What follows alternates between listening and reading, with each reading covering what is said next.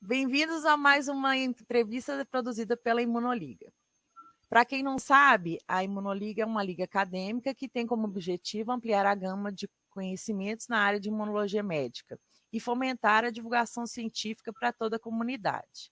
Esperamos contribuir com informações científicas de qualidade e esclarecer aspectos relevantes voltados para a imunologia humana na Covid-19.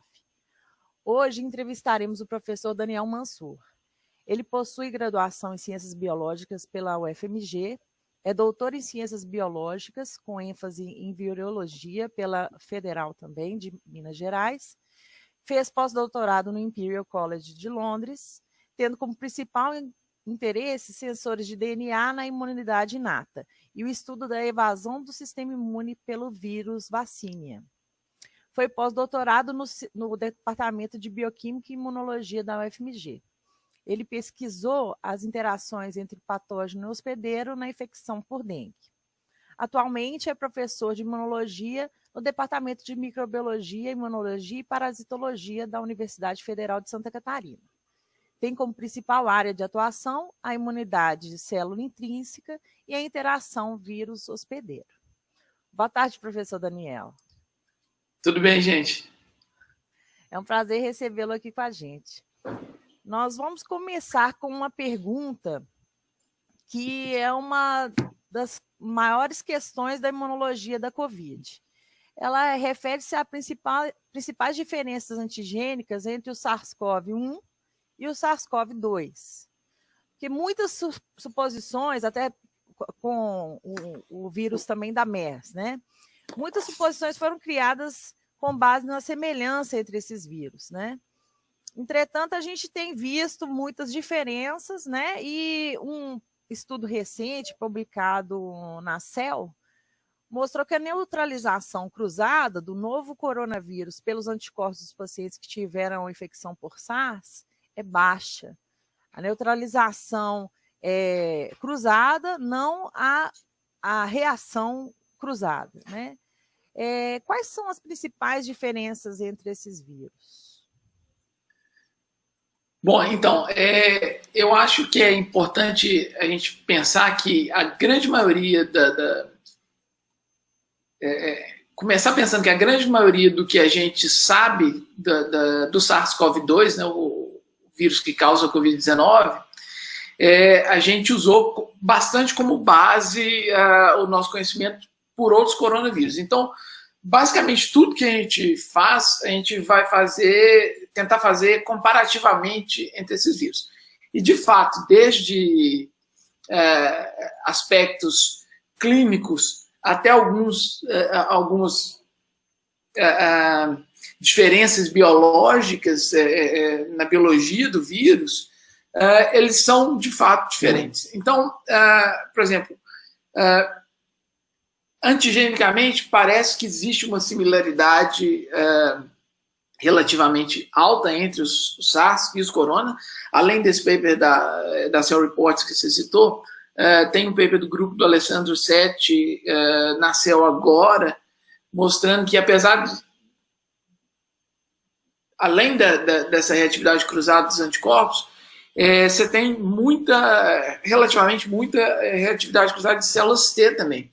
Então, se você pega amostras de pacientes que pré-pandemia, né, eles tinham guardado, você vai achar células T reativas ao SARS-CoV-2. E nesse caso, essas células conseguem, em alguns ensaios in vitro, combater esse vírus. De fato, no trabalho que vocês mostraram, né, que você citou, existe uma relação antigênica, mas a relação de neutralização é baixa. Eu acho que a principal diferença que a gente observou em termos de biologia do vírus entre os dois, pensando no SARS-1 e no 2, é uma adição de alguns aminoácidos que cria um sítio de furina. O trabalho que mostra essa diferença, que essa diferença ela é funcional, ele, no entanto, ele é feito por uma técnica que a gente chama de pseudovírus. Ele não foi feito exatamente com o vírus inteiro, ele foi feito com o vírus que expressa a proteína do SARS-2 e a do SARS-1, e em alguns momentos eles usam a proteína do SARS-2 mutada nesse sítio de furina. O que os autores sugerem é que esse sítio de furina entre a região S1 e S2 da spike, ele possivelmente faz com que o vírus, vamos dizer, saia num estado de maturação que é um pouco posterior ao estado do SARS-1. E aí nós passamos para a parte da especulação, é que está na discussão do trabalho dos autores, é que esse sítio de furina e essa capacidade que ele daria, então, de levar, de deixar esse vírus no estado de formação, né, de estrutural um pouco adiantado, faria uma grande diferença no espalhamento dessa doença, ou seja, na transmissibilidade dessa doença, que seria, então, um dos motivos pelo qual você tem uma pandemia de Covid-19 e você não teve isso com o SARS ou o MERS. Então, esse seria um dos motivos. Talvez, do ponto de vista estrutural, que a gente saiba até o momento, essa seja a maior diferença entre esses coronavírus. As implicações dessa diferença para o desenvolvimento tanto da patologia quanto da biologia do vírus, eu acho que está muito cedo para a gente falar ainda. Então a gente vai precisar de muito mais trabalhos para poder elucidar isso de fato. Então eles são vírus bastante semelhantes, são da mesma família, mas o que chama mais atenção estruturalmente seria essa adição desse sítio de furina na proteína spike. Ótimo. Ouvimos falar muito sobre a proteína S da espícula do vírus, que utiliza para invasão celular pela ECA2. Fala-se um pouco menos sobre a proteína sérica transmembrana, TMPRSS2, que é responsável pela fusão vírus-célula.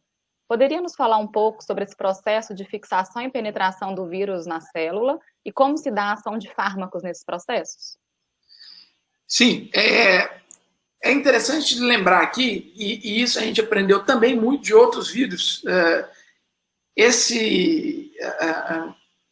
o papel dessa protease, o papel dessa protease,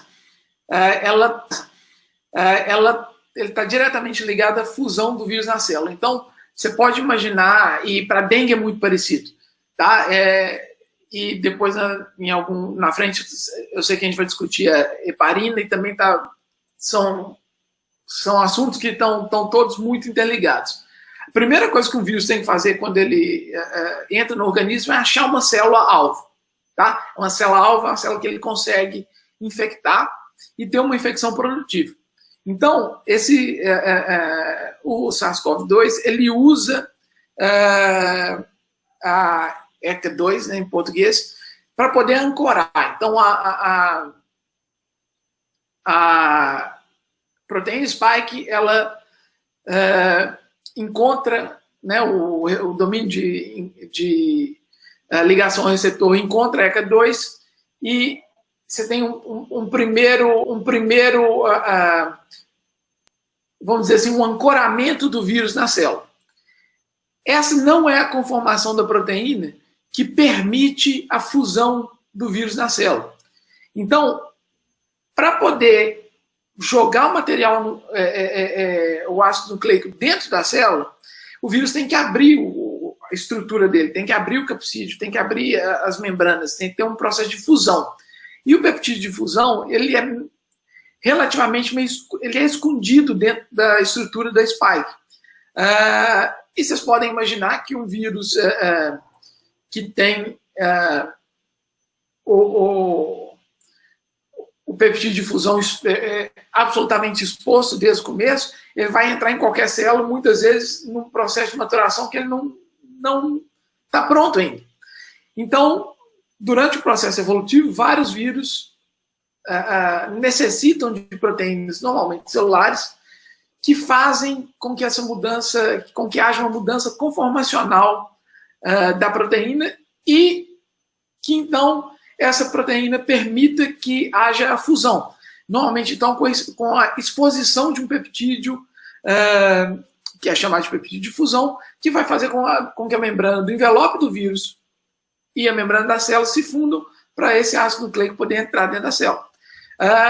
Isso não é uma exclusividade desse vírus. Por exemplo, se a gente pegar um vírus mais conhecido nosso como dengue, o peptídeo de fusão de dengue está escondido no vírus que a gente chama de imaturo, escondido em um dímero da proteína. Quando esse vírus entra em contato com o pH ácido, o pH é responsável por rearranjar esse dímero da proteína E, no caso da dengue, e colocar o peptídeo de fusão bem exposto na ponta desse trímero. E aí acontece a fusão. Então, aqui, ao invés do pH, né, para o SARS-CoV-2, o que acontece é que a gente tem essa protease aí. E não só eu nunca lembro o nome da TM, várias coisas, 2, e a 4 também funciona. Então, uma coisa que a gente observou, né, é que, por exemplo, o intestino tem uma expressão monstruosa dessas proteases, tá? Que são necessárias, e também é super rico em ECA2. Então, se você faz se você parte da observação que vários pacientes têm diarreia, você começa a imaginar, pô, será que esse vírus se replica no intestino? E aí você acha claramente tanto o ECA2 quanto essas proteases que vão ser responsáveis, então, por processar essa proteína spike e deixar ela livre para ter uma fusão, para expor o peptídeo de fusão e permitir com que haja essa fusão entre a membrana do vírus, do envelope do vírus e a membrana celular, e a partir daí se prossegue o ciclo de replicação. Quando você tem um alvo, que é uma protease, algum processo enzimático, você pode começar a pensar, então, em terapia. No caso dessa protease, existe de fato uma droga que já era aprovada e que é um inibidor dessa protease. Então, se você puder dar um share screen aqui para mim agora, eu vou mostrar um site. Vocês estão vendo a minha página já? Uhum, sim, perfeito. Tá? Então, não sei se vocês conhecem esse site aqui, que é do BioRender. Tá? Ele é bem interessante, que ele traz tudo que tem de vacina, de clinical trial de vacina e de drogas. Tá? Então, aqui, por exemplo, a gente vai ver que aquela vacina lá de Oxford é a vacina que está já em fase mais adiantada, vacina específica mais adiantada para Covid. Deve ser a primeira a chegar em produção, por exemplo. E aqui tem as drogas. Tá? Aqui estão as vacinas ainda. Tá? E aqui estão as drogas. E a gente vai achar aqui essa aqui, ó, o Camostat, o mesilato Camostat, tá? Que já está em fase, possivelmente, várias em paralelo aqui, algumas delas em fase 4 já. Essa droga aqui é justamente o inibidor dessa enzima, tá? É justamente o inibidor de uma protease celular. Então é um alvo que foi chamado a atenção muito rápido. Logo, se não me engano, o paper da Cell de janeiro, que mostra a atividade dessa proteína, ele é de janeiro, e eles já viram que era essa proteína, já fizeram um screen com os inibidores já aprovados, e já está em fase 4 de teste clínico. Ou seja, é realmente uma coisa numa velocidade muito espantosa.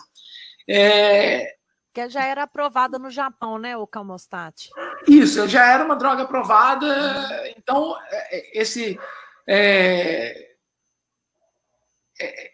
se pegar uma droga que já era usada, eu não sei como é que é o repurpose em português, que era a palavra certa,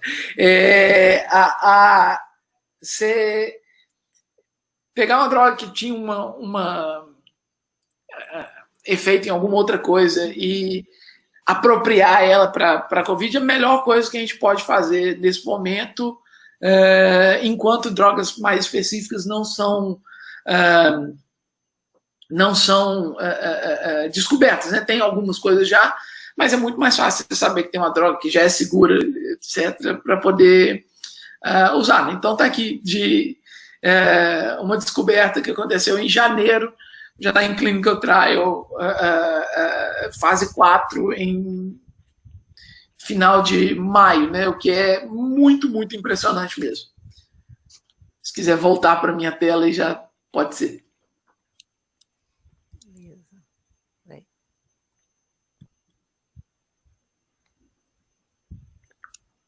Professor, oi. A proteína N, ou a proteína do núcleo capsídeo do vírus, né, parece ser muito importante para a replicação viral e ela é muito expressa também durante a infecção. E por isso se especula que ela seja um dos maiores alvos da nossa imunogenicidade. Como que dá essa imunogenicidade? Então, normalmente, para proteínas, quando a gente pensa em imunogenicidade, grande parte das vezes você está pensando também em abundância de proteínas. Então, vocês imaginam que proteínas que são constituintes do vírus são proteínas que são fundamentais para serem um alvo do sistema imune. Então, assim como a proteína S, como a proteína spike, né, que faz a ligação ao receptor, a nucleoproteína, que é a proteína que envolve o material genético do vírus, né, o RNA do SARS-CoV-2 e dos outros corona também, ela é bastante abundante na partícula. Então, você pensa que naturalmente vão ser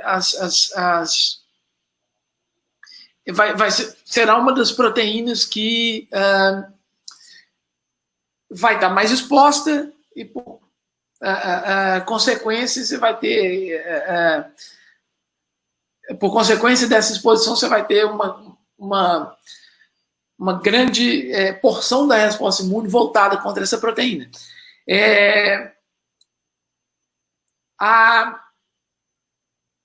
Se a gente olhar de maneira geral, apesar de várias proteínas, está cada vez aparecendo mais, de várias proteínas que aparecem durante o ciclo de replicação, proteínas que a gente chama de não estruturais, a gente ter uma resposta imune derivada a elas, as duas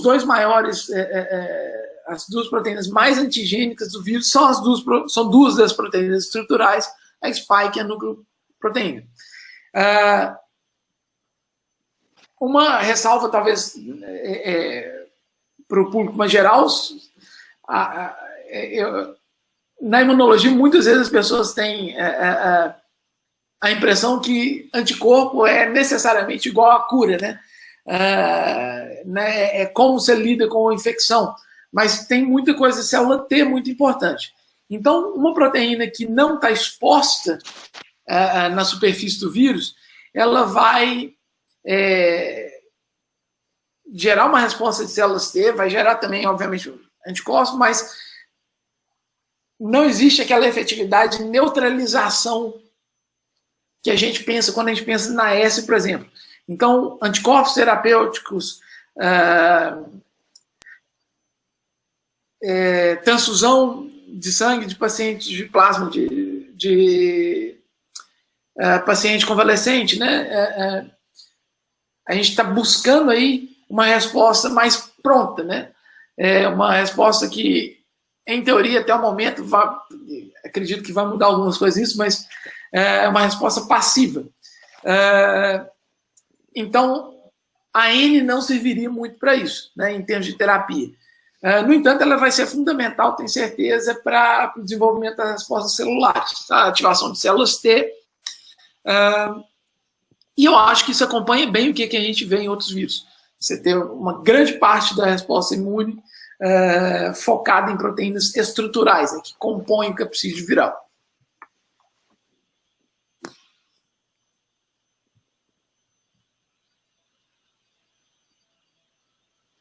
Ótimo, professor. Agora, a perda de um grande trecho de RNA do SARS-CoV-1 em 2003 coincidiu com o final da pandemia e existem estudos publicados em algumas universidades dos Estados Unidos, como no Arkansas, que já identificaram a perda desse mesmo trecho no SARS-CoV-2. Outros estudos têm mostrado mutações que aumentam a transmissibilidade, mas diminuem a patogenicidade do novo coronavírus. O que ocorre? Você pode explicar melhor isso? Existe uma troca que a gente que normalmente acontece, não necessariamente acontece, mas normalmente acontece, que existe um balanço entre patogenicidade e transmissibilidade. Você pensa em disponibilidade de hospedeiro, no caso, nós humanos, né, agora, quanto mais hospedeiros susceptíveis você tiver, maior a chance do vírus se espalhar. Se você mata esse hospedeiro muito rápido, você tem menos chance de espalhar. Então, você tem vírus extremamente patogênicos, como o ebola, por exemplo, ou raiva, tal vírus da raiva, que essa é uma transmissão relativamente ineficiente e uma grande parte do motivo disso é que quem pega fica extremamente doente, a pessoa fica, no momento em que ela está, no momento de pico de espalhamento do vírus,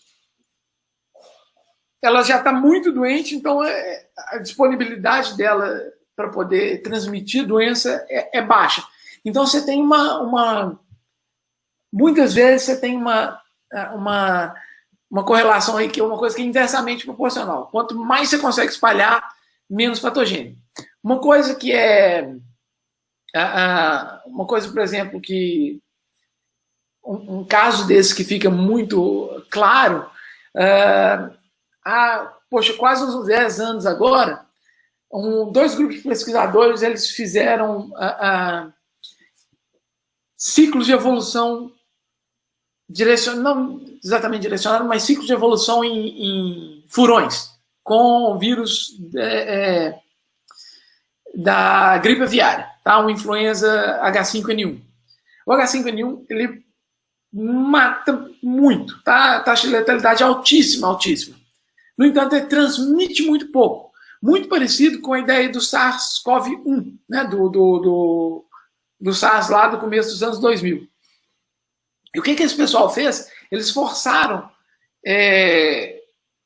esse vírus a evoluir, fizeram tanto de mutação em algumas proteínas desse vírus, e conseguiram fazer esse vírus ser transmitido entre mamíferos.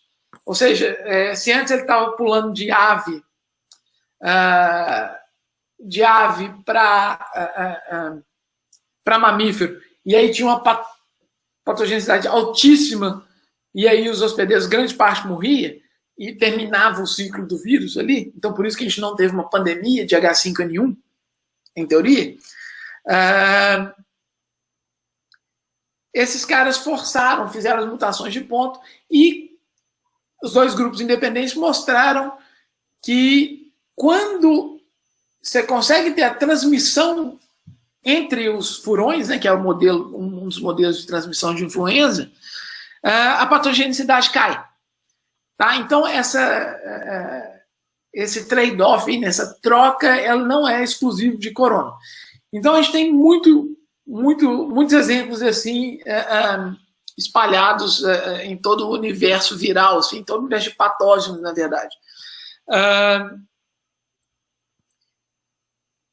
Então, é natural que, à medida que você aumente a transmissibilidade, você pense que a patogenicidade vai cair. A gente pensa que isso vai acontecer também com o HIV, por exemplo, mas a unidade de tempo com que isso acontece, evolutivamente, na natureza, ela vai variar muito de um vírus para o outro.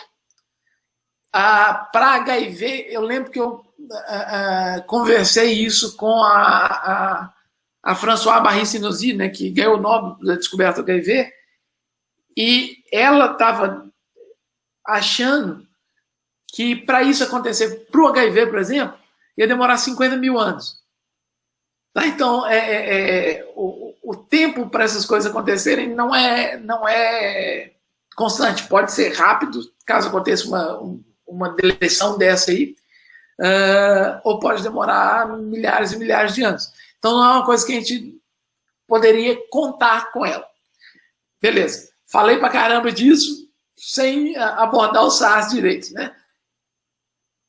Quando a gente observa uma epidemia que morreu, como a do SARS-1, muito rápido, taxa de letalidade relativamente não, né, bastante alta, não tão alta quanto a MERS, mas bastante alta, e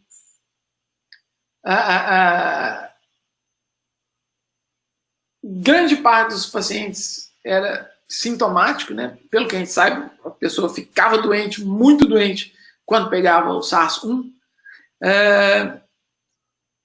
Assim que essa epidemia acaba, a gente fica com alguma dificuldade de estudar. Então, quando a gente tenta enxergar uma coisa que aconteceu no passado sem fazer um experimento, você pode fazer, que é o que a gente também faz com vários estudos em humanos, são estudos de correlação. E como você bem falou aí, é uma correlação entre a perda desse fragmento e o final da epidemia. Mas ainda eu acho que é cedo para a gente falar que perda desse fragmento necessariamente igual a diminuição da patogenicidade. Especialmente porque aquele fragmento ele é relativamente grande. Tá? É uma perda para um vírus de RNA, vamos dizer assim, razoável. Então, acho cedo para falar. Foi uma observação até o momento pontual, né? A gente vai ter cada vez mais genomas completos aparecendo, já tem uma porção deles, assim, tem muito genoma disponível, vai ficar cada vez mais e mais disponível, e o genoma desse vírus ele é relativamente, para ser um vírus de RNA, bem estável. Tá? Então, a gente não vê tantas mutações na spike. Ainda bem que isso só reforça que ela é um bom alvo para vacina. Então, acho assim, essa observação ela é bem interessante.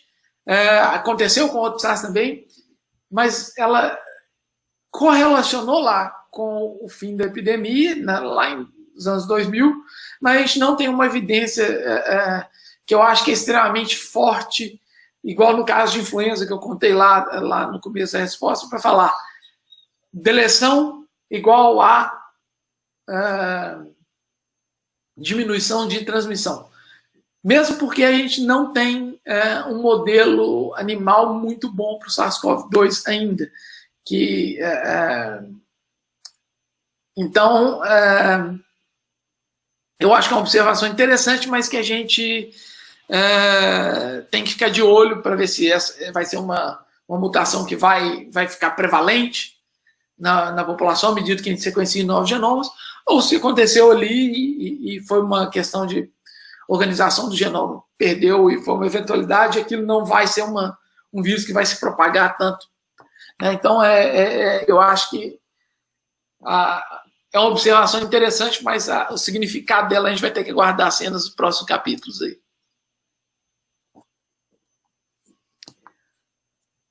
Professor, a gente ouvia muito antes do primeiro caso aqui no Brasil, que o impacto ambiental da temperatura, da umidade no Brasil não deixaria que houvesse uma transmissão tão expressiva do SARS-CoV-2 aqui.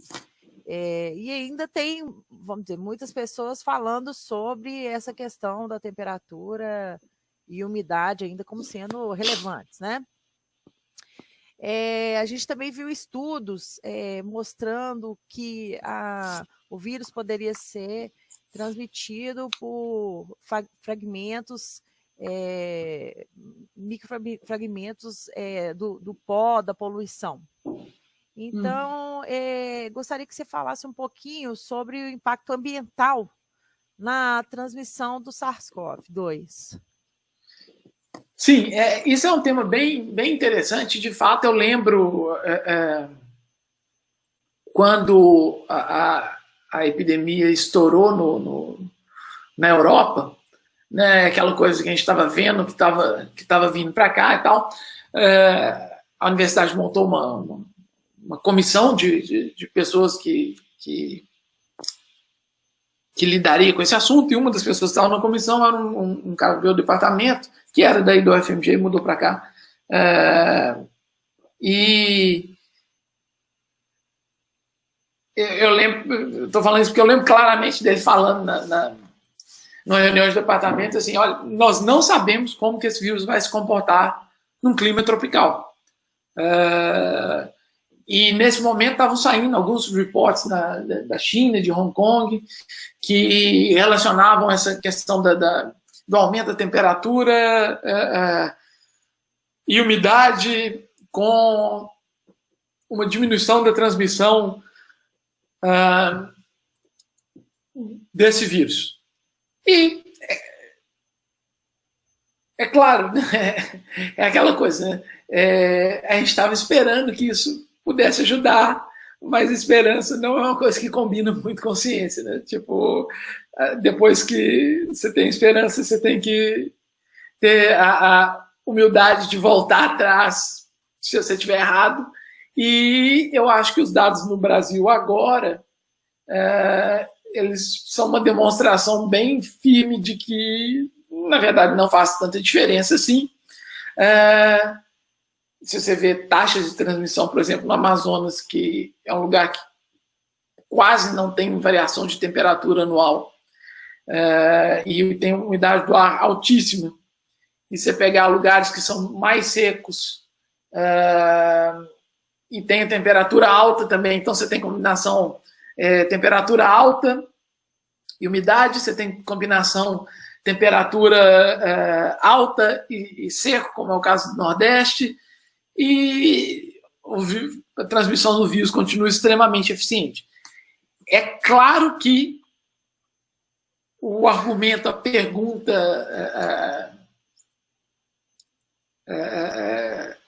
a observação mais óbvia é falar, tá, mas você não sabia como seria se aqui tivesse um clima parecido com a Europa.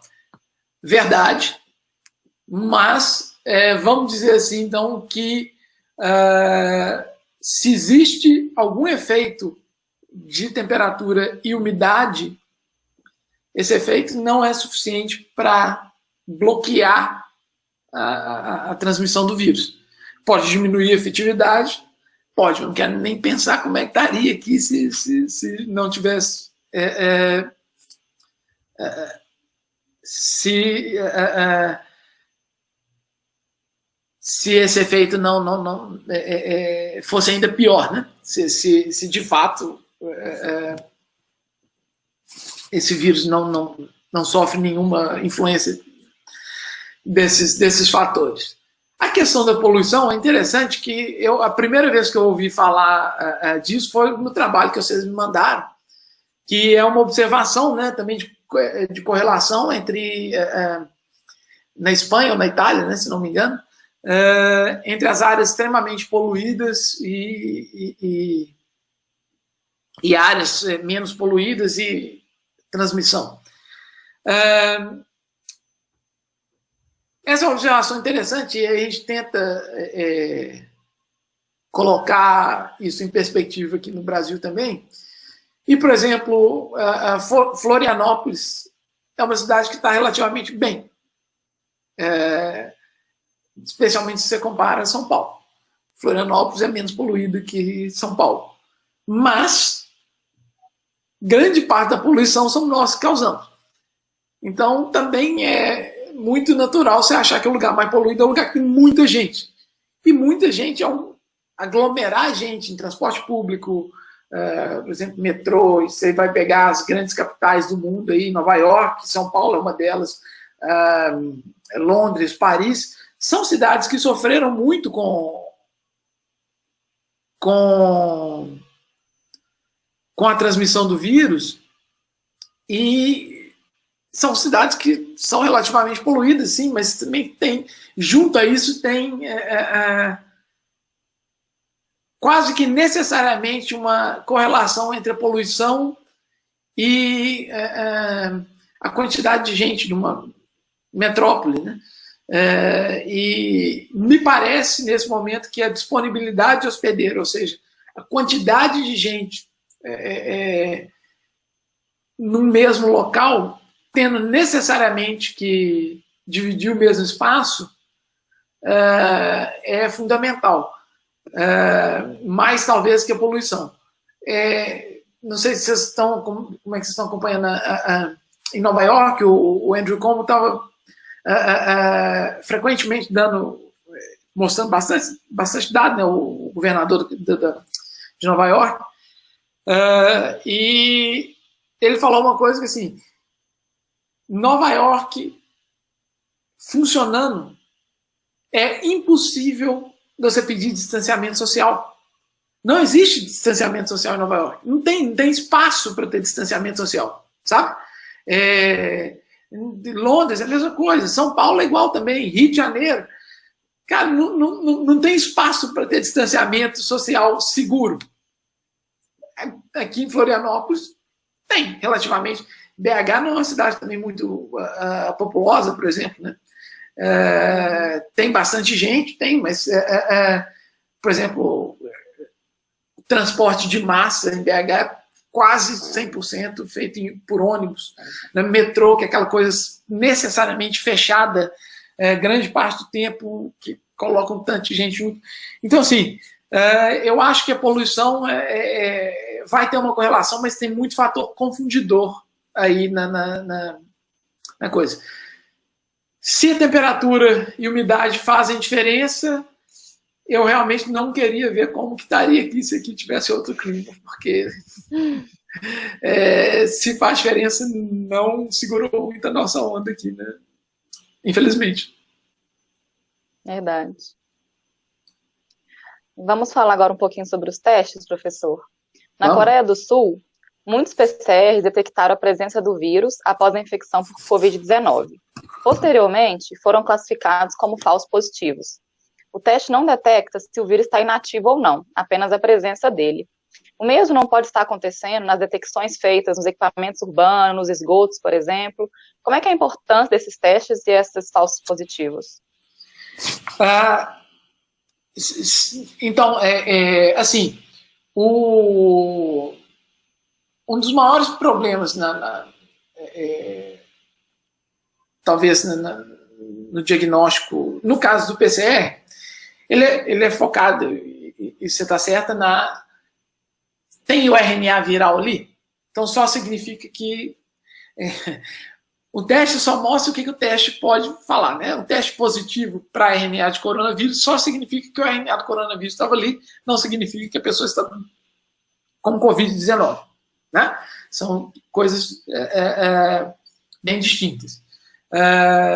O teste de PCR normalmente tem uma chance maior de dar um falso negativo.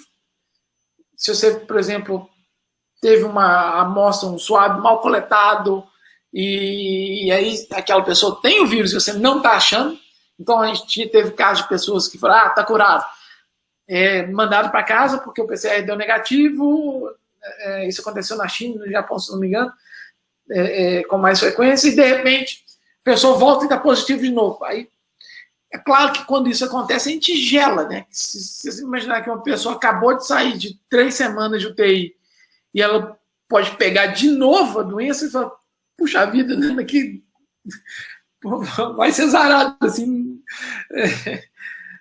Enfim. Mas então você tem uma chance, a chance ali de ter acontecido que foi um falso negativo, ou tinha pouco vírus, etc. Beleza. Quando você passa para fazer essa vigilância em ambientes, no ambiente, né, em ambientes urbanos, esgotos, transporte público, etc., você também está procurando o RNA do vírus.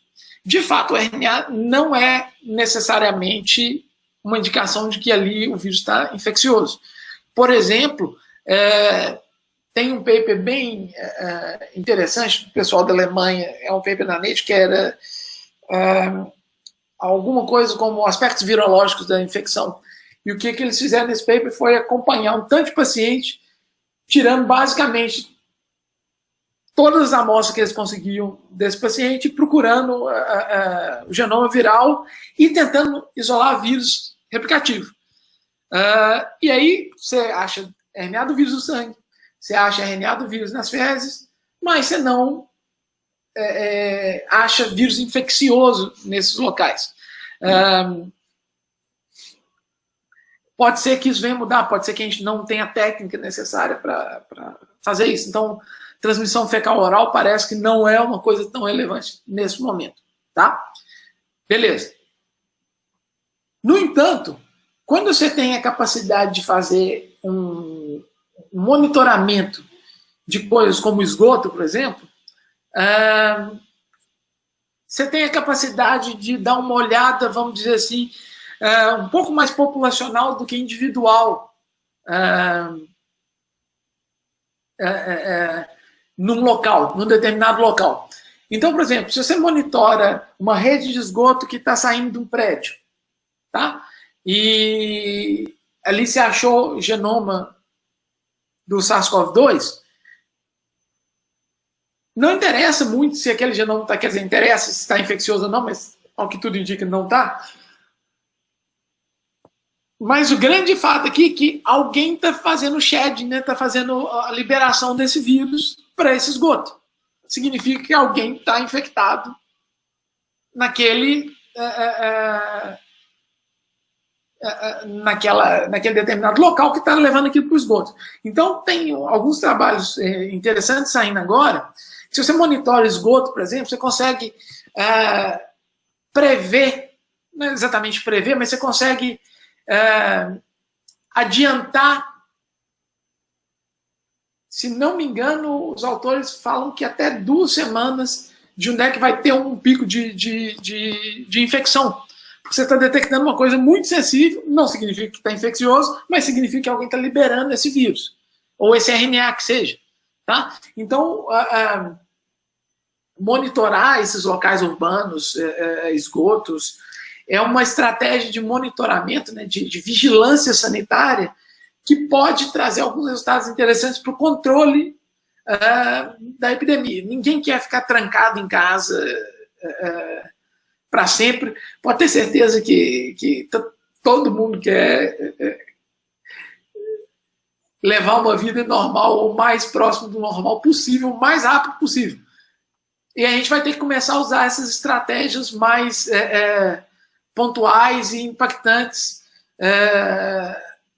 para poder fazer, talvez, quarentenas localizadas, ou lockdowns bem localizados em um determinado condomínio, em determinada cidade, em determinado bairro. E para fazer isso, você pegar a amostra ambiental é um bom indicativo de que isso está acontecendo. Você não precisa de consentimento das pessoas. Não estou falando que as pessoas que as outras coisas que precisam é ruim, não. Mas vocês imaginam que, né, para pedir, em termos de custo, pedir para vão todo mundo, eu fazer uma amostra de 10% da população da cidade, fazer PCR para isso tudo, é menos eficiente do que pegar uma amostra de esgoto que está saindo de um bairro e falar, pô, tem gente aqui, vamos cuidar desse bairro. Então, eu acho que é uma abordagem extremamente válida e a gente vai ver isso sendo, e aí é uma previsão, não estou especulando, a gente vai ver isso sendo mais protagonista à medida que o tempo vai passando.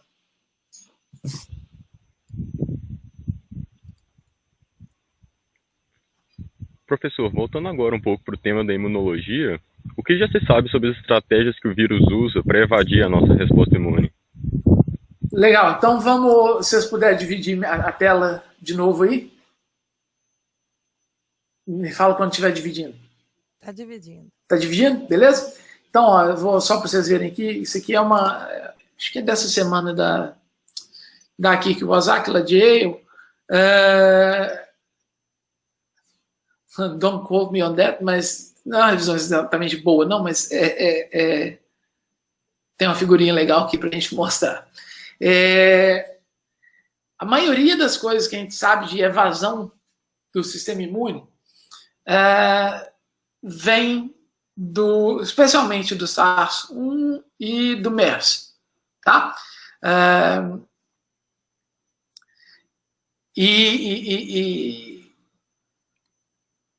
Existe uma observação interessante sobre o SARS-CoV-1. Então, antes de passar esse gráfico, vou mostrar isso aqui, ó. O que parece, isso aqui é meio que especulação deles, tá? Mas um dos primeiros trabalhos que avalia as respostas dos interferons, que são, vamos dizer assim, o primeiro nível de resposta antiviral que a gente tem no corpo, eles mostram que existe uma supressão dessa resposta de interferon em relação à quantidade de vírus e ao invés de ter uma resposta antiviral, você faz uma resposta inflamatória muito forte. Essa resposta inflamatória poderia estar ligada, então, na verdade, a grande chance é que esteja ligada ao desenvolvimento das patologias, né? Se a gente ver aqui, você tem uma expressão, por exemplo, muito forte de IL-6, por exemplo. Você tem uma TNF pra caramba, você tem IL-1 também, você tem morte celular causada por piroptose, né, que são aspectos inflamatórios da resposta imune inata. Então, parece que você tem um direcionamento da resposta mais para esse lado inflamatório aqui, muito mediado por NF-κB, do que as respostas de interferon, que são as respostas antivirais que, em grande parte, lidam com a infecção nesse primeiro momento e também tem um impacto na imunidade lá na frente e até um impacto anti-inflamatório. Tem uma relação interessante entre interferons tipo 1 e IL-10, por exemplo, que é uma citocina majoritariamente classificada como anti-inflamatória. Beleza. Então, se você assume que uma resposta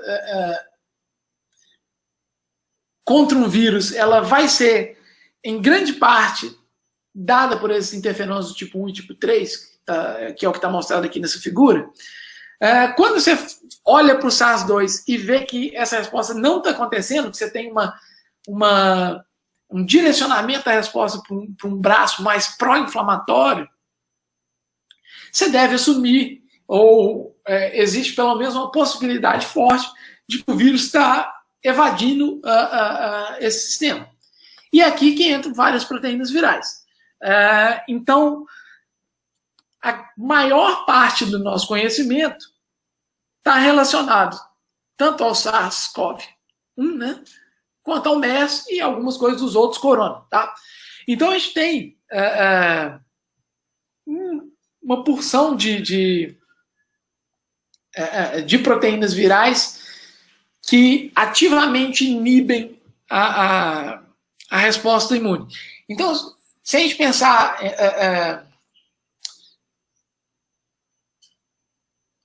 em evasões que vão ser assim, mudança da glicosilação, é um tipo de evasão? Mas aqui nós estamos falando mais de que acontece no HIV, por exemplo, né? Aqui nós estamos falando mais de proteínas do vírus que afetam diretamente algum braço da resposta imune inata, aqui no caso, tá? Então, o que a gente tem descrito para SARS e MERS? A gente tem descrito, então, em linhas gerais, se vocês tiverem interesse em que eu explore mais alguma dessas coisas aí, mas de maneira, me falem que a gente vai conversando.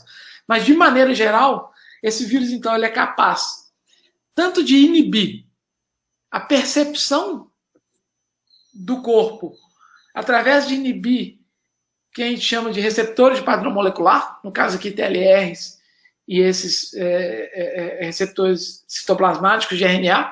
Então, você tem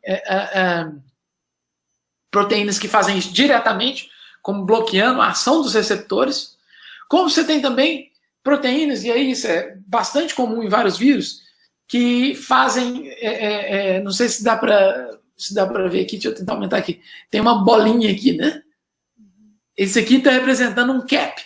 Um cap é uma modificação que tem na estrutura 5' dos RNAs, né? na pontinha do RNA, que os nossos RNAs, né? Os nossos RNAs mensageiros têm. Então, vários vírus, eles têm enzimas, que são chamadas metiltransferases, que fazem esse cap aqui no RNA do vírus. Isso faz com que o vírus se passe por um RNA mais associado ao celular do que a um agente estranho, tá? Então, esse é um jeito de evadir. Então, você tem esse tipo de proteína. Você tem bloqueio direto dos receptores. Você tem também bloqueio da sinalização que vai levar à expressão dessas moléculas antivirais. E também aqui do outro lado, você tem proteínas que inibem diretamente as proteínas que são as responsáveis por ter uma ação antiviral. Ou seja, por exemplo, você tem a RNase L, que é uma enzima celular que, à medida que ela é ativada pelos interferons, ela vai destruir tudo que é RNA dentro da célula.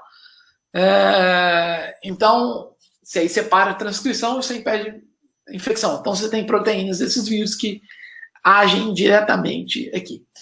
Esses trabalhos, eles são...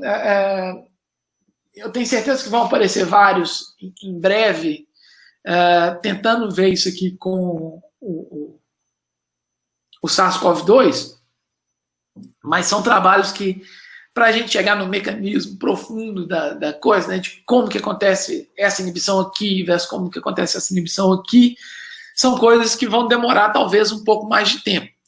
Então, por exemplo, no laboratório, a gente estava interessado nessa proteína aqui, ó, na N, que é a proteína que a gente mencionou antes, que é uma coisa muito interessante, que além dela ser uma proteína estrutural, ela também parece participar da evasão.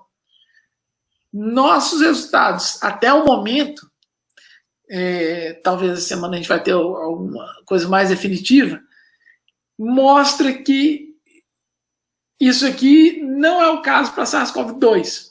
Então, várias dessas coisas aqui que eu estou mostrando para vocês agora, pode ser que daqui a pouco tempo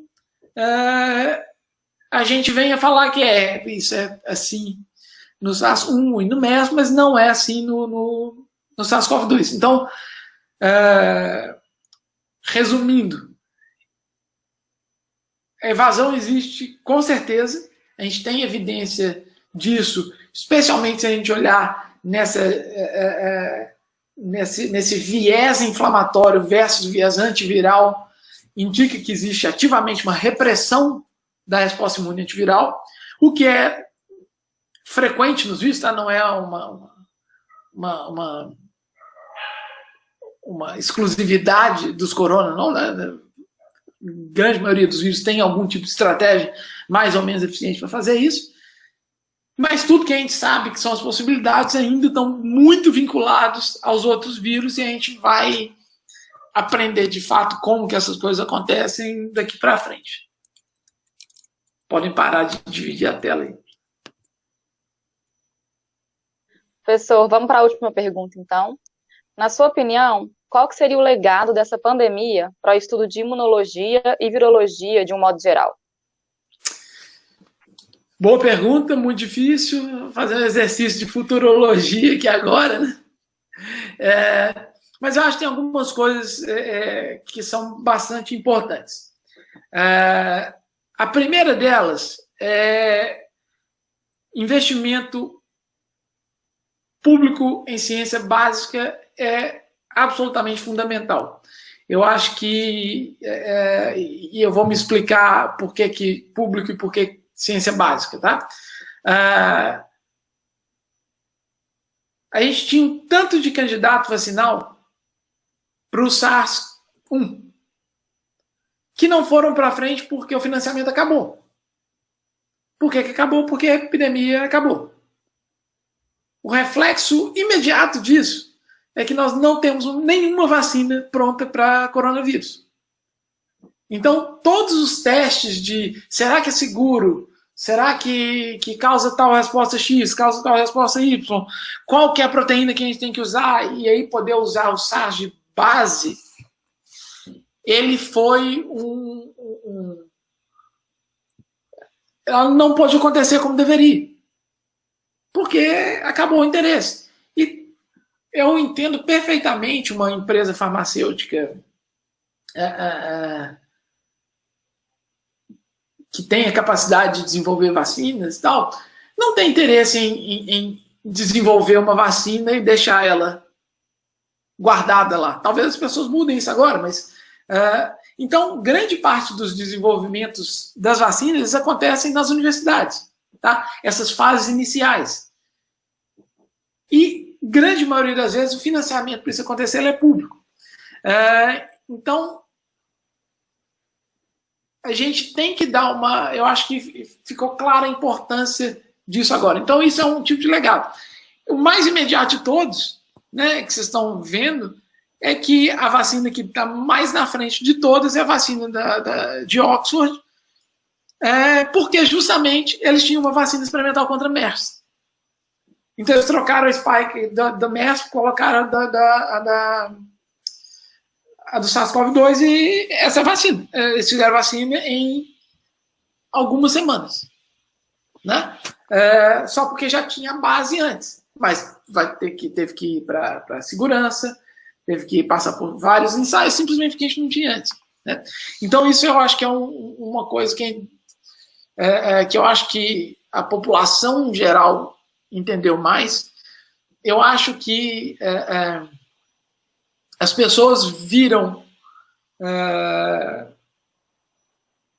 numa época, vamos dizer assim, sombria nossa, de gente achando que a Terra é plana e as coisas mais esdrúxulas do mundo, de um tanto de anti-vaxxer, você nota que esse é um mundo sem uma vacina. Né? Imagina sem 30.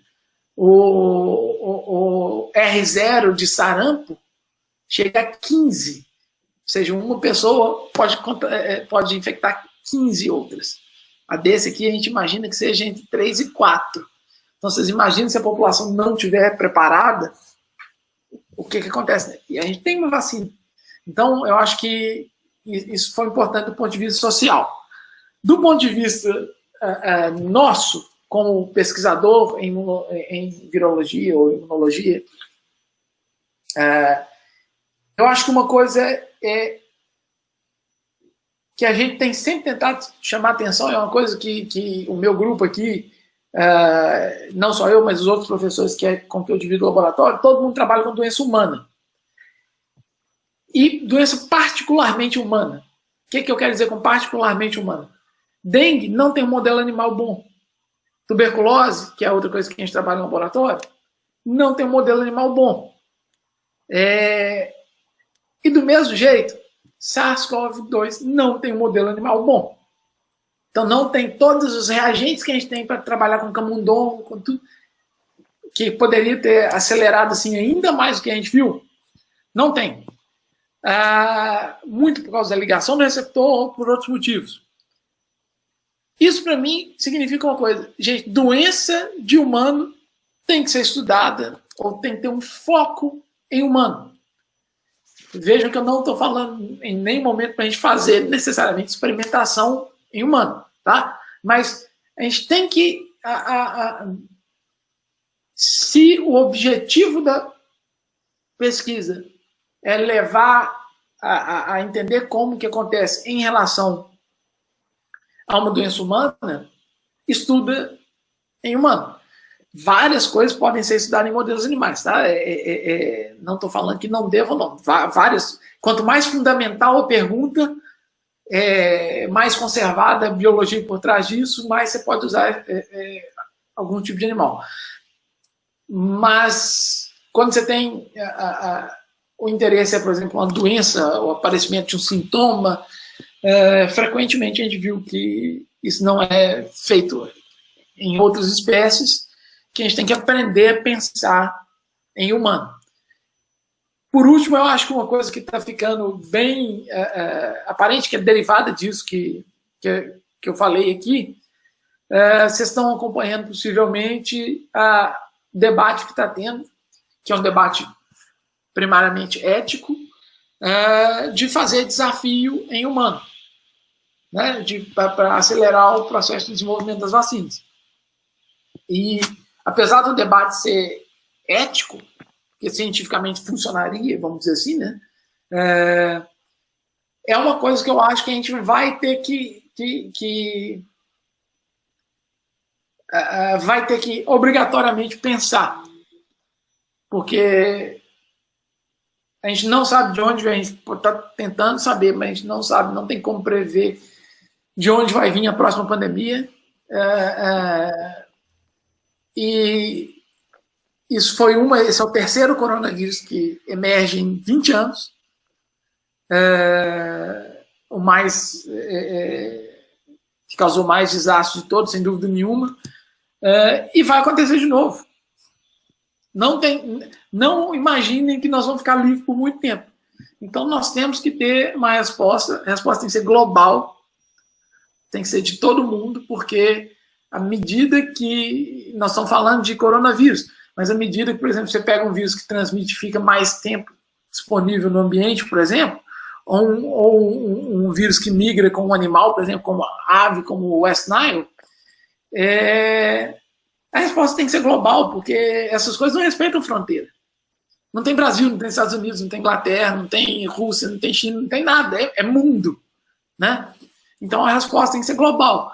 Se a epidemia acabar na China e não acabar no resto do mundo, eles estão absolutamente susceptíveis a ter epidemia de novo, né? E isso vale para qualquer outro país. Então, ciência é uma coisa global e a gente tem que... vírus não respeitam fronteiras, então é isso. Ótimo, professor. Nós estamos chegando agora ao final da entrevista. A gente gostaria de agradecer, em primeiro lugar, a sua disponibilidade em participar da entrevista, né, contribuindo para o conteúdo da Imunoliga. E também gostaríamos de reconhecer o mérito que é a disseminação de informações confiáveis nesse momento de crise como que estamos passando. E, por fim, também gostaríamos de convidar todos para curtir essa página no Facebook e no Instagram e assistir também as próximas entrevistas do nosso canal. Boa tarde. Obrigado. Mas aqui, então, vamos falar um pouco a respeito dessa evasão aí que você falou, que vocês estão estudando, do Toll-like 3, né? Porque ele normalmente detecta o DNA, né? Não o RNA, mas quando ele está em processo de replicação, né? Ele às vezes tem a conformação dupla, e o Toll-like é desses dos receptores Toll-like, o 3 é o principal receptor que vai desencadear a produção de interferon, né? Assim, cedo na célula, né? Fala um pouquinho sobre esse estudo para a gente. Então, acho que uma principal jeito que o nosso sistema imune enxerga vírus, tá, é pela detecção de ácido nucleico, seja DNA ou RNA. Então, o SARS-CoV-2 ele é um vírus de RNA, ou o próprio genoma ou algum intermediário de replicação vão gerar formas de RNA que vão ser detectados ou por algum TLR ou pelos receptores citosólicos, tipo RIG-I e MDA5. O que a gente está fazendo, a gente ficou, quando eu vi o trabalho de Mers, que mostrava que ele inibia a percepção desse RNA da célula, e é uma coisa que a gente trabalha no laboratório. Por exemplo, a gente já tinha célula nocaute que a gente fez por CRISPR para RIG-I, por exemplo. Então já tinha, e são as linhas de pesquisa do laboratório, tá? São as coisas que a gente trabalha no dia a dia. Então, na hora que eu vi isso, eu falei, não, nós temos vários reagentes para poder trabalhar, né?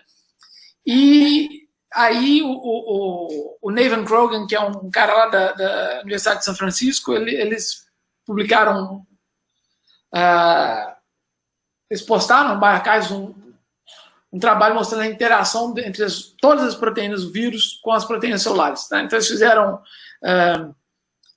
ensaios de precipitação seguido de espectrometria de massa para descobrir o que ligava do vírus ligava com o que da célula. Então, assim que ele postou isso, eu mandei um e-mail para ele, falei, cara, você pode me mandar os plasmids aí? A gente estava querendo fazer alguma coisa com a S e com a N, né? Por serem estruturais, então mais na parte de imunização, essas coisas. E ele falou prontamente, né? Ele falou assim, claro, mando. Aí ele mandou na quarta, no sábado, estava aqui em casa. Na outra semana a gente tinha feito os antivírus, e aí nós começamos a estudar isso no laboratório. Os nossos dados iniciais, eles sugerem que está acontecendo alguma coisa um pouco diferente no SARS-CoV-2 do que esses outros, do que o SARS e o MERS. Então, o que a gente viu, e é muito preliminar ainda, então eu não vou falar com detalhe aqui, porque é dado preliminar, né? Mas o que a gente viu é que essa inibição do sistema imune inato acontece com a N também,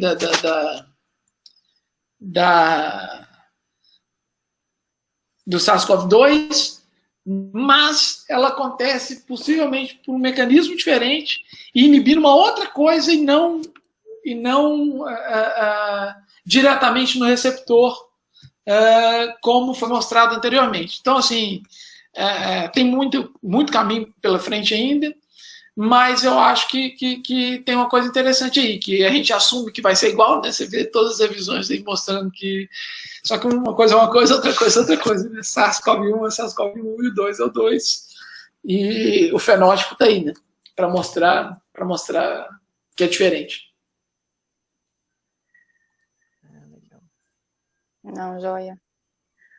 Ô, Daniel, como você mesmo disse, tivemos 3 tipos de coronavírus nos últimos 20 anos. Mas a principal pergunta que surge é como que o vírus migra de um animal para o ser humano? Como é que transforma de uma zoonose e passou por uma pandemia? Sim, então, para esse vírus em específico, uma coisa interessante que a gente pode ver, que a gente especula que seja o motivo pelo qual ele é tão transmissível, foi aquela coisa que eu comentei daquela adição dos aminoácidos que dão de clivagem para a purina. Tem 2 hipóteses que isso pode ter acontecido. E aí eu vou falar quais são elas que a gente puxa para essa coisa mais geral da emergência de vírus. Ou isso aconteceu nos hospedeiros animais, e à medida que isso... quando essa inserção apareceu, isso facilitou o estabelecimento na população humana, ou um vírus que era um precursor desse estava circulando por algum tempo já na população, sem a gente notar, tá? Porque a maioria dos sintomas, na maioria das pessoas, é leve, então parece uma gripe, um resfriado, e ninguém vai ao médico para ser diagnosticado por gripe, né? Então não tem notificação compulsória, por exemplo, igual dengue, que a gente vai atrás, você vai ter dengue, você vai ter que falar febre amarela, você tem que falar que é febre amarela. Isso não é verdade para resfriado, né? A gente pega resfriado e tá aí, né? Então, uma outra possibilidade é que esse vírus tenha passado para o humano e aí essa evolução, essa coevolução foi acontecendo em humano. E aí a capacidade de espalhar dele e causar uma pandemia já tem acontecido dessa coevolução com o humano. Tá? Então, você tem duas hipóteses aqui por causa desse vírus. De você ter evoluído de uma maneira em animais e isso foi passando de um animal para o outro por contato, e esse vírus foi ficando cada vez mais eficiente em passar de um animal para o outro.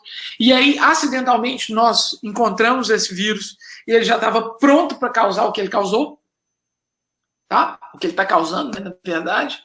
Ou a hipótese 2, que ele já estava circulando há muito mais tempo, só que causando uma infecção branda, e durante esse tempo que ele estava circulando, a gente tem uma coevolução diretamente com os humanos, e dessa coevolução surgiu, por exemplo, então, esse sítio de Purina, e aí ele começou a transmitir muito mais eficácia e aí causou a pandemia. Tá? Então você tem essas duas frentes de pensamento. Uhum. As duas necessariamente passam pela coevolução do vírus com o hospedeiro. Existem... e aí eu vou voltar naquela questão que a gente discutiu antes de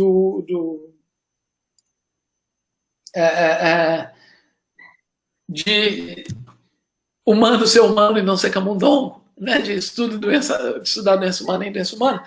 Existe uma coevolução que ela necessariamente já tem que acontecer com o hospedeiro. Então o vírus não é uma entidade inerte que causa doença. Doença já é uma expressão, uma propriedade que talvez a gente possa chamar de uma propriedade emergente entre infecção e a nossa resposta. Vai ver aí que uma das terapias possíveis é um anti-L6, um anti-TNF, um anti-L1, né, que são todos os tratamentos para o nosso sistema imune, e não inibidor de replicação viral. Então, essa coevolução ela é fundamental para que esses vírus apareçam.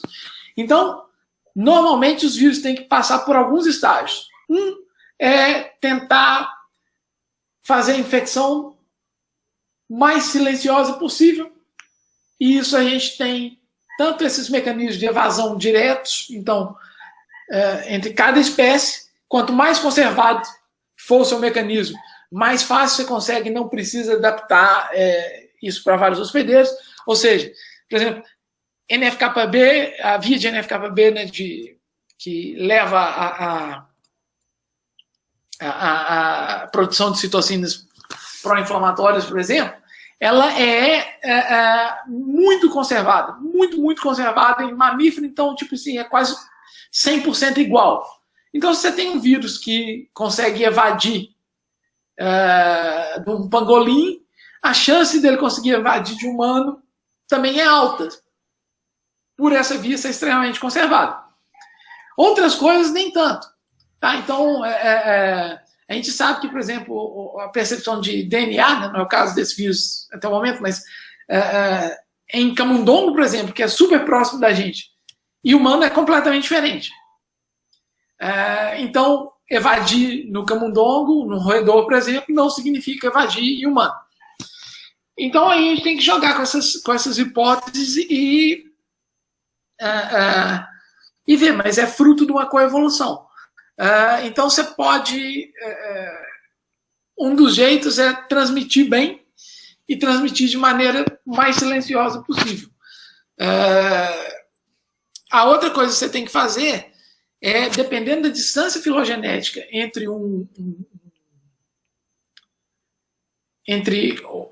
os dois hospedeiros, vamos supor, num vírus que está em mosquito e tem que passar para mamífero. A outra coisa é que tem que aprender a lidar com uma célula que é bem diferente, tá? De mamífero de inseto para mamífero. Uhum. Então,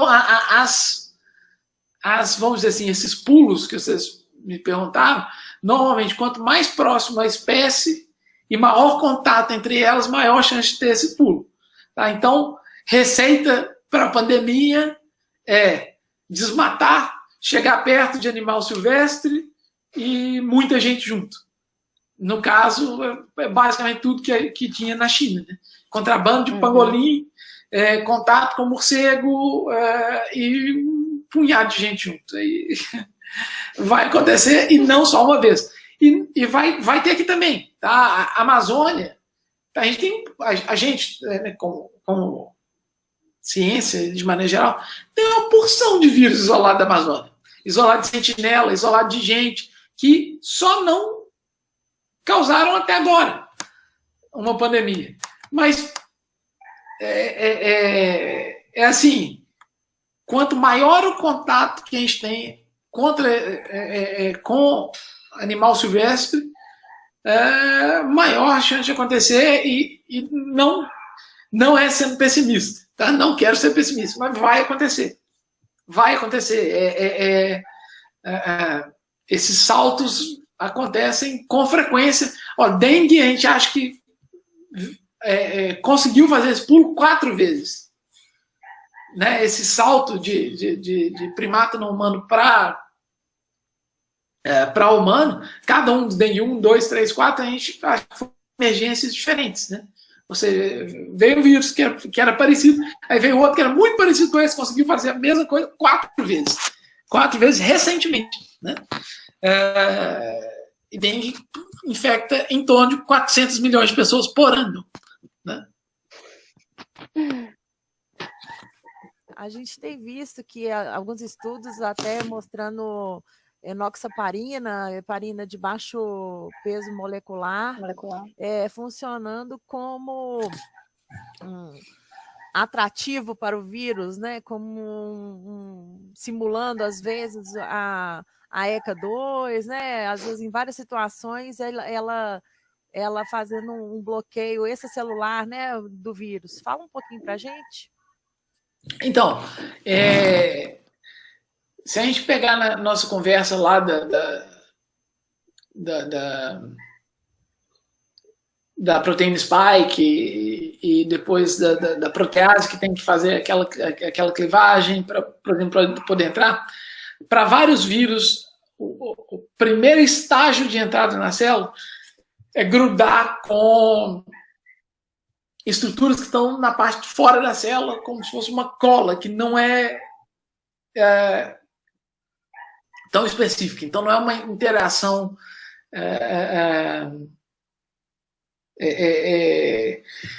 proteína-receptor. É uma coisa mais geral. Primeiro, então, você gruda na célula, depois, se essa célula tiver o receptor, aí a proteína do vírus se liga ali, aí depois você tem o próximo estágio, que seria o processamento para levar à fusão. Então, e vários vírus se grudam em heparansulfato, que está na parte de fora da célula. Tá? E a dengue faz a mesma coisa. Tá? E vários vírus fazem isso. Tá? Essa é a primeira maneira de poder entrar em contato com uma célula. Então, bloquear essa adesão, a Siri me respondeu aqui, bloquear, intrometida, né? Bloquear essa adesão é uma coisa que faz sentido. Mas é interessante também pensar que, nesse caso, a heparina pode ter um outro efeito quando é dado em vivo, né? Que é um efeito na coagulação. Né? Então, uma coisa que a gente começou a observar cada vez mais, se a gente acha que o pulmão é o órgão central, a primeira coisa que vai ser atacada, talvez muito pela via em que a gente entra em contato com com o vírus, ele não necessariamente é a causa de todas as patologias que a gente está vendo. Então, por exemplo, a associação com hipertensão, com diabetes, apontam para coisas importantes do sistema cardiovascular, né? E então a heparina, o uso dela, e tem heparina em teste clínico já, se a gente for ver aqui, deixa eu conferir aqui, heparina de baixo peso molecular, já tem em fase 2, 3 e 4 também. Tem 19 testes clínicos, clinical trials acontecendo agora para heparina. Então, se você tem, por um lado,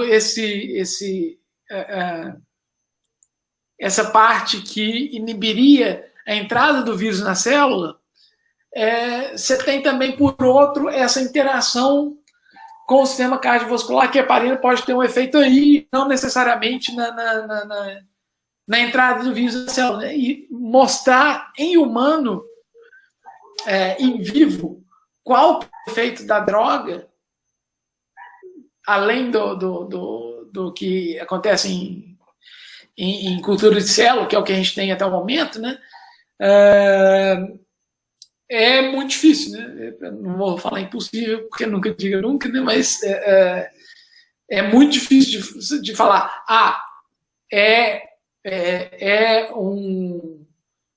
Está funcionando porque inibe a entrada do vírus na célula, ou está funcionando porque eu estou remediando sintoma e não como antiviral.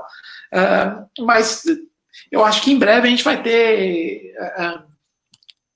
não só a heparina, mas como, cara, tem centenas de clinical trials com centenas de drogas acontecendo nesse momento, várias delas em fase 4 já. Eu acho que a gente vai ter em junho, julho, a gente vai ter terapia, né? Vai ter o anúncio de várias drogas terapêuticas, aí o Remdesivir, né, que parece ser a coisa mais promissora até o momento. O Remdesivir, nesse caso, a gente acha que ele é um análogo de ácido de nucleotídeo, né, que a gente acha que ele vai funcionar como antiviral. Então esse aí sim, ele está inibindo uma coisa do vírus, ele é um antiviral propriamente dito, né? Mas a gente vai ver em breve, acho que a gente vai ter uma gama grande de opções de tratamento para poder fazer.